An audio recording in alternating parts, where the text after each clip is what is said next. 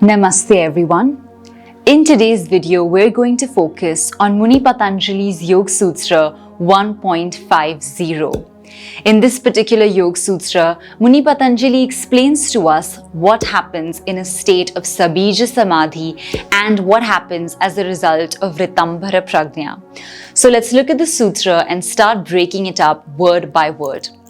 So the sutra itself goes, Tajja sanskaronya sanskara pratibandhi. So this is the sutra itself, and now let's start breaking it up word by word.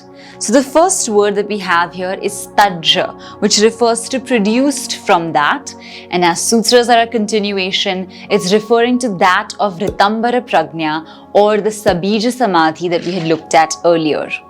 After that, we come to sanskara, and this is a word that has come up even before, which essentially refers to the impression that is created by the acts or the karma that we do. It's the same way as we say what goes around comes around. It's essentially the impression that gets created through the acts that we do or that we think about or that we perform. Then comes the word anya, which means other. And the final word here is pratibandhi, which means counteracting or preventing and removing. Alright, so now that we've heard this, let's start understanding what the sutra is trying to say to us. So the sutra is trying to tell us that essentially when we experience Ritambhara Prajna or we go so deep in Sabija Samadhi, a sanskar is created, an impression is created through our act of entering into such a deep stage, and this impression is so strong that it completely changes the way that we perceive the world, the way that we think, and it also changes us obviously as a person.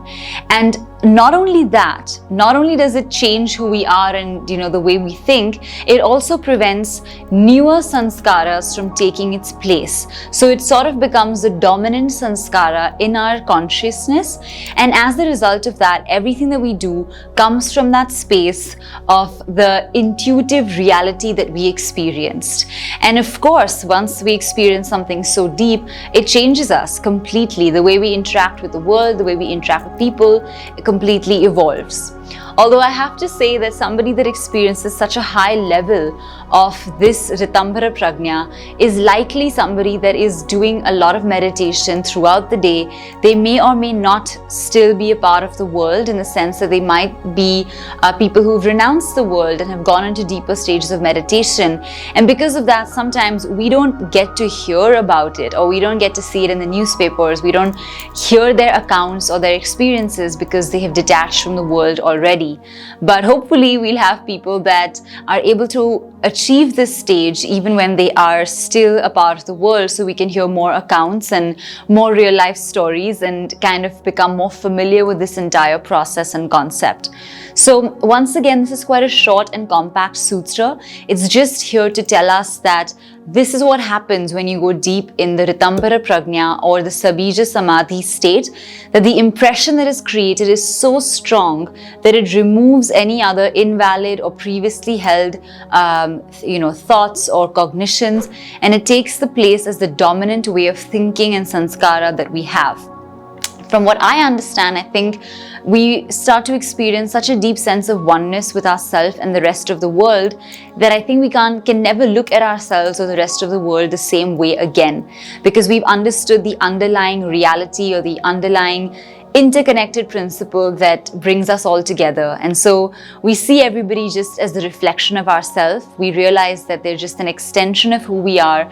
And so our tendency to want to harm someone or think of them as separate or have an ego sense drastically reduces, because we just see everybody else as offshoots of who we are and elements of our own self. So that is what Muni Patanjali explains to us through this very special Sutra 1.50. And in the next Sutra, we're going to look at what happens when even this sanskar of Ritambhara Prajna goes away in the Nirbija Samadhi.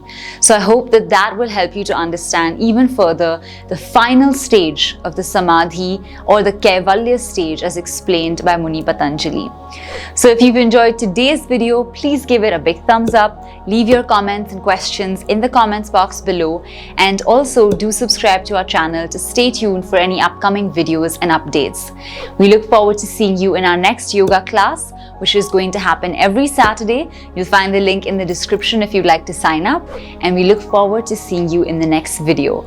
Until then, take care, and we're going to see you very soon. Namaste.